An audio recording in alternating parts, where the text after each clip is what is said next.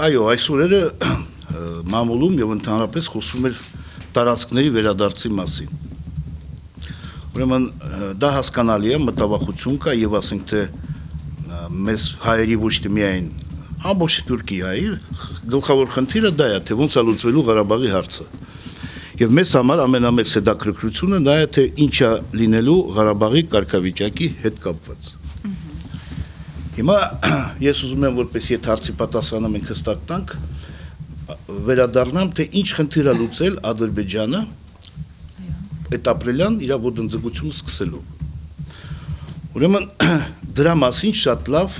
ասեց Ռուսաստանում Ադրբեջանի դեսպանը։ Եթե մենք ուշադիր լսենք, նա ասեց հետևյալը, որ պատերազմը արդեն սկսվել էր, պատերազմի չէ ռազմական գործողությունները, որ մենք երկար ենք սպասում համանախագահներից, որ իրանք բերեն մեզ առաջարկ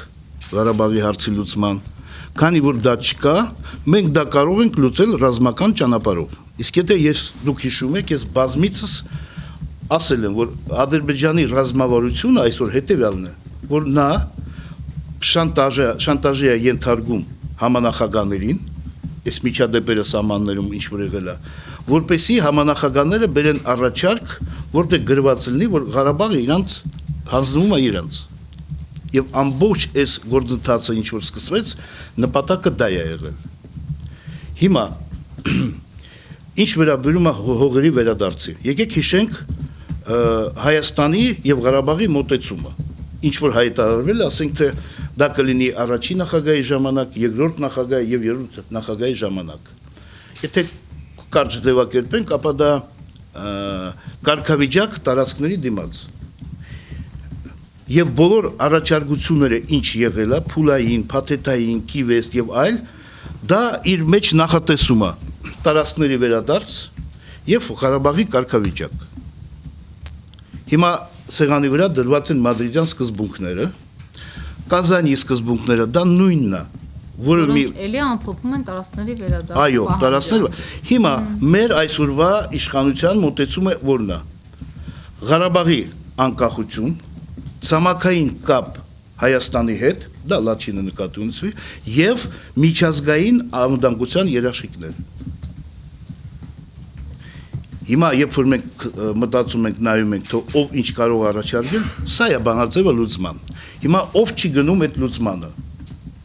Չի գնում Ադրբեջանը, որտեղ նա չի ուզում որևէ մի քննարկում անի Ղարաբաղի կարգավիճակի մասին։ Եվ նա ասում է, այդ տարածքները իմն է, եւ Ղարաբաղը կունենա կարգավիճակ, բայց Ադրբեջանի կազմում, ինչը որ նա ունեցել է։ Ինչին բնականը չի համաձայնվի ոչ Ղարաբաղը, ոչ էլ Հայաստանը։ Այնպես որ որևէ մի համանախագահ այսօր չի կարող Հայաստանին եւ Ղարաբաղին պարտադրել վերադարձնել տարածքներ։ Եվ այսօր այդպիսի լուծում չկա։ Մի պատճառով նորից եմ ասում, որ խոսում են Հայաստանին է ստատուս կվոն ձեռք տալիս, Ռուսաստանին չգիտեմ, ոչ, ստատուս կվոն պահում է Ադրբեջանը իր կոշտ դիրքորոշումով։ Եվ այսօր չկա որևէ մի նախապայմաններ, որ նա փոխի դա այդ իր մոտեցումը։ Այնպես որ հողերի վերադարձի մասին խոսք չի կարող գնալ, որևէ մի համանախագահ պետություն ի վիճակի չի մեզ ստիպել դա անել, եւ մենք դրան չենք գնա։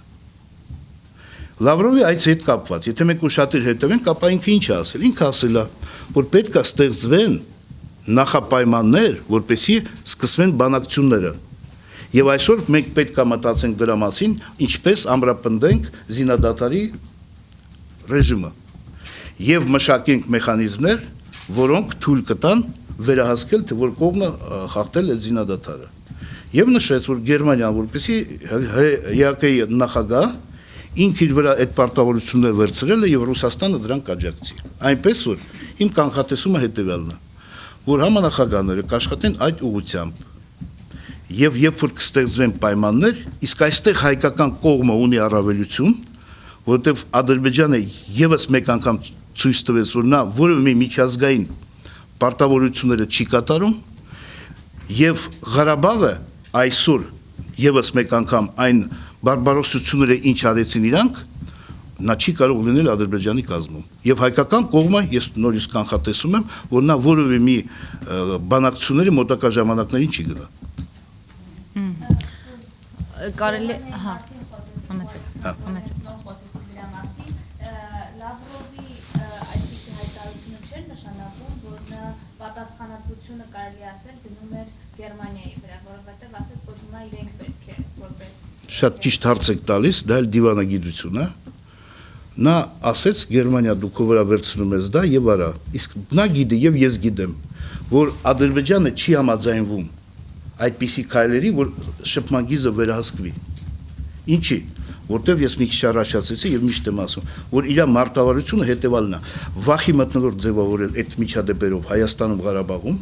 ջարդել կամքը հայ ժողովրդի, դրանից հետո որպեսի հայկական կողմը գնա զիջումների։ Եվ դրա համար երբ որ 95 թվին ստորագրվեց ՀԱԿ-ի կողմից փաստաթուղթ ամրապնդման զինադադարի, դիպոկահարներին հետ քաշել եւ ինքը չի համաձայնվում, ինչի, որտեղ կբացահայտվի, որ նա է սկսում ամեն ինչ։ Դրա համար Գերմանիան կփորձի կճնշի իրանց, նո ես կանխատեսում եմ, որ նա համաձայնություն տալու է, բայց չի կատարելու դա, որտեղ դա իր մարտավարությունը չի բխում։ Մենք բոլորս դա գիտակցենք, որ բանակցային գործընթացը տապալել է միշտ Ադրբեջանը։ Դա առաջինը, երկրորդը մենք երբեք համանախագահների հանդեպ անվստահություն չենք հայտնել։ Դա արել է Ադրբեջանը, ինք ասել է, որ ռուսը դա Հայաստանի դաշնակիցն է, իսկ Ֆրանսիան ու Ամերիկան ունեն մեծ հայկական համայնք, որոնք լոբինգ են անում։ Դրա համար մենք չենք հավատում եւ ուզում են ձևաչափը փոխել։ Մենք ունենք մեր մինիմումը այդ զիջումների կամ մաքսիմումը այդ զիջումների մեջ։ մենք պատրաստ ենք հողեր հանդիպել։ Չէ, դե ես նորից եմ ասում, մի հատ ուշադրիր, Այսինքն օրակարգից չի եթե մենք ընդունում ենք մադրիդյան սկզբունքները, եթե մենք ընդունում ենք, իսկ մենք ընդունել ենք որպես հիմք։ Նաև Կազանի։ Մենք ընդունել ենք որպես հիմք բանակցությունների։ Իսկ դա այնտեղ նախատեսում է հողերի վերադարձ։ Եվ եթե հիմա դիմեք, ասենք թե իշխանական կուսակցությանը կամ իշխանությանը ձևաչափը ես հստակ հիշում եմ, որ ձևակերպվել է, որ Ղարաբաղի կարգավիճակ անկախ միջազգային անվտանգության երաշխիքներ, կապը ցամաքային Հայաստանի հետ։ Սա է բանաձևը։ Պարոն Հարությունյան, բայց նույն Ղարաբաղի ղեկավարությունը անձամբ իմ հարցերին է ասել, որ իրենք չեն ընդունում մադրիդյան սկզբունքները, մի փաստաթուղթ, որի մշակմանը չեն մասնակցել։ Անձամբ Այսինքն մենք դիվանագիտական խաղ ենք խաղում։ Դե ոնց դες պատասխանեմ, հա։ Կարող է սկսել եւ Ղարաբաղի Չի կարող կամերաների առաջ։ Ուրեմն դուք ճիշտ եք ասում, եթե մենք այդ ձև ենք մոտենում, ես խոսում եմ Հայաստանի մասին։ Ղարաբաղը ունի այլ մի քիչ տեսակետ։ Ըստ իր սահմանադրության դա կազմում է այո։ Հիմա Ղարաբաղի տեսակետը դա է։ Դա դիվանագիտություն է։ Ինչ կլինի հետո, ինչի կհամաձայնվի, ինչի, չէ, ես կյանքը ցույց կտա։ Բայց ես ասում եմ, ես իմ Գիտեք ինչ, ես չմտնեմ այդ դաշտ, թե ով ինչա, ես ձեզ ասում եմ այն, ինչ որ ես չեմ ասում, կամ իմ ենթադրությունները չի, այն ինչ որ հնչել է օֆիցիալ, դա կլինի Միսկի համանախագահների կողմից, դա կլինի Հայաստանի կողմից, դա կլինի Ղարաբաղի կողմից, սա է իրավիճակը, եթե մենք ասում ենք, որ մենք հողերը չենք հանձնում, ոնց որ Ադրբեջանն է ասում, որ մի կարգավիճակ չկա, ապա բանակցությունների իմաստը կորում է, բայց նախարարը չի ասել պետության կողմից, նա ասել է որպես պաշտպանության նախարար, որ մենք որևէ բան չենք հանձնում։ Հիմա նախագահին ենք լսում, իսկ նախագահն ինչ է ասում, ասում է հիմա որևէ մի բանակցությունների մասին խոսք չի կարող գնալ, մինչև չվերադառնային վստահության մթնոլորտը։ Նույնը ասել է Լավրովը։ Եվ եզրակացնենք, Հայաստանի նախագահի եւ Լավրովի մոտեցումը նույնն ասում է, հիմա չի կարող գնալ բանակցություններ։ Ինչը հակասում է Ադրբեջանի մոտեցմանը, որը այս ամեն ինչը արեց, որպեսի համանախագահները արագ բերեն սեղանին դրեն լուծում իօքուտ իրանց։ Ինչ եզրակացություն ենք անում։ То есть այս սադրանքը որ նա արեց, նա ինչ բացասական ստացավ հետեւյալ բաները։ Մեկը, նա ռազմական առումով որը մի հաջողության չհասավ, մեկ։ Երկրորդը, ինքը իր ժողովրդին խափում էր, ասում էր դուք վատ եք ապրում, որովհետև մենք ամեն ինչ բանակի վրա ենք դնում, մեր բանակը հզոր է, իրանց պաշտպանության նախարարը ասում էր պարոն նախագահ հրանք տալիս եք 2 օրում մենք Ղարաբաղը ազատում ենք։ 2 օրում չէ, 2 ժամում մեր բանակը առաջի գծում ջարդեց այդ բանակը։ 2 ժամում ջարդեց այդ իրանց հզոր բանակ, իրանց զենքով։ Ու սա եզրակացություն նաև այլ պետությունների համար, որոնք իսկ քաղաքականությունը դա այդպես է, իրանք միշտ հաշվարկում են, որ կողմը կարող է հաղթել եւ ըստ դրա էլ կառուցում են իրանց դիվանագիտությունը։ Այսօր բոլոր համանախագահները եւ այլ պետությունները հասկանում են մի բան, որ ադրբեջանական բանակը չի կարող լուծել հարցը ռազմական ճանապարհով։ Բայց ադրբեջանական բանակը տանը նստած կարողանում էր այստեղ համարյա բնաջնջել։ Ինչը։ Միշտեռ մենք գնում էինք 80-ականների զենքերով։ Եվ իդեպ իմ գործընկերներից մեկը հիմա պիտի ձեզ նաև հարցնի. ինչու մենք այդ վարկի դիմաց գնված զենքերը միանգամից չունեցանք։ Ասեք թե ինչ են կակնկալում այս դեպքում իսկ խմբից նոր անցնենք, հա։ Ավարտենք, այո, միտքը բանա։ Ուրեմն մենք այսօր սպասում ենք հետևյալը, որ Մինսկի խմբի նախագահները, համանախագահները պիտի լուծեն այն խնդիրները, ինչ որ դրված է զինադատարի հաստատում եւ վերահսկման մեխանիզմները, որպեսզի ներդրվի, որպեսզի հասկանանք թե ով է խախտումը։ Եվ հայկական կողմը այստեղ շատ ինձ թվում է պետք է շատ կոշտ դիրքորոշում ընդունի, որտեվ քանի անգամ դրա մասին խոսվել է, մենք պատրաստ ենք, իրանք պատրաստ չեն։ Եվ հիմա մենք պետք է հասնենք դրան, որպեսզի բացահայտվի, որ Ադրբեջանն է այդ ամեն ինչը սկսում։ Սա է մարտավարությունը կարճաժամկետ տեսանկյունից, իսկ դրանից հետո շարունակվել է այն ինչ որ եղել է, նոր բան չի կարող խորհրվել, հասկանում եք։ Մադրիդյան սկզբունքը կլինի Կազանի, որը մի նոր բան չկա, այստեղ խնդրեմը հետևյալն է, Հայաստանը պատրաստ է զիջումների, Ադրբեջանը ոչ։ Մինչև Ալիևը հասկանա, որ նա չի կարող ռազմական ճանապարհով լուծել, իր նավթային պաշարները նվազում են,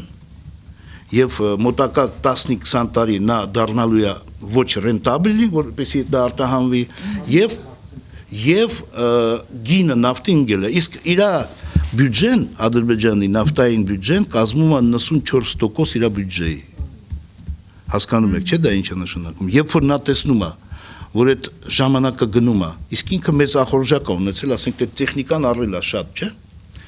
Դա սպասարկում է պահանջում։ Ինքը բյուջե ուներ 25 միլիարդ, հիմա Իրանը 10 միլիարդ է։ Ինքը բանակին այլևս չի կարող տրամադրել այդքան փող, բայց բանակը ինչ է։ Դու տեխնիկան պիտի սպասարկես, դա փող է, մեծ փողեր է դա։ Եվ ինքը հիմա հասկանում է, որ ինքը մտել է փակուղի եւ իր արտաքին քաղաքականությունով եւ ներքին, եւ ինքը հիմա տեսնում է, որ լուծում չկա այդ Ղարաբաղի հարցին։ Դրա համար ինքս նաեւ սա էլ պատճառները, որ մեկը, որ ինքը գնաց այս սադրանքի։ Զինադատարի կնքումը մեր կողմից եղել է շատ ճիշտ։ Հա, այն ժամանակ։ Հիմա մենք գալիս ենք սրան։ Եվ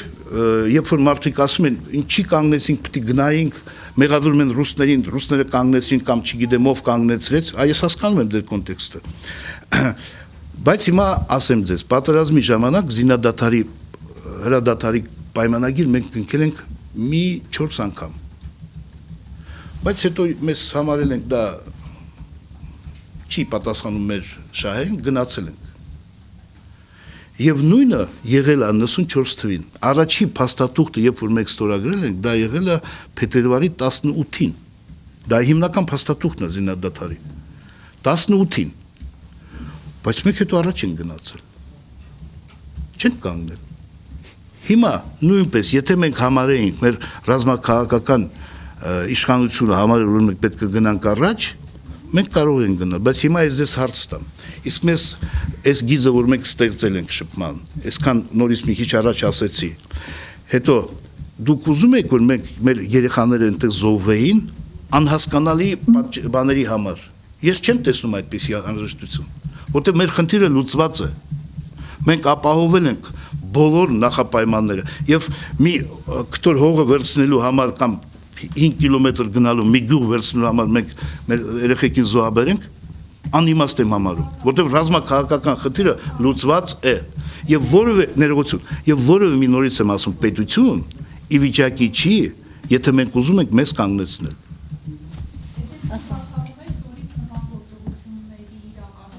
Ինչը։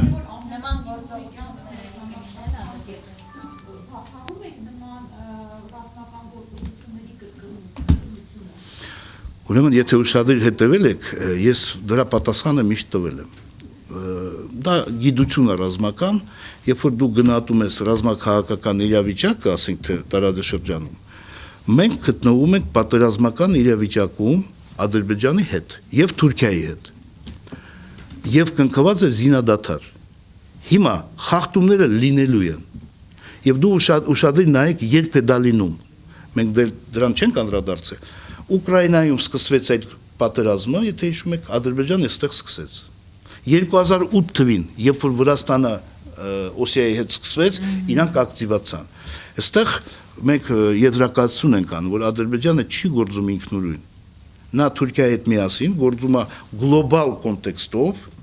եւ օգտագործում է այդ պահերը, երբ որ Ռուսաստանը զբաղված է եւ ինքը չի կարող, ասենք թե լիարժեք այստեղ գործել։ Եվ այստեղ մենք պետք է հասկանանք մի կողմից դա աքսիոմա է, պատերազմը գնում այս տարածաշրջանի համար եւ այստեղ ակնհայտ է, որ կան պետություններ, որ շահերից բխում է, որ Ադրբեջանը այստեղ սկսվի պատերազմ, կա պետություններ, որ չի բխում։ Իրանն ու Ռուսաստանի շահերից այստեղ պատերազմը սկսելը չի,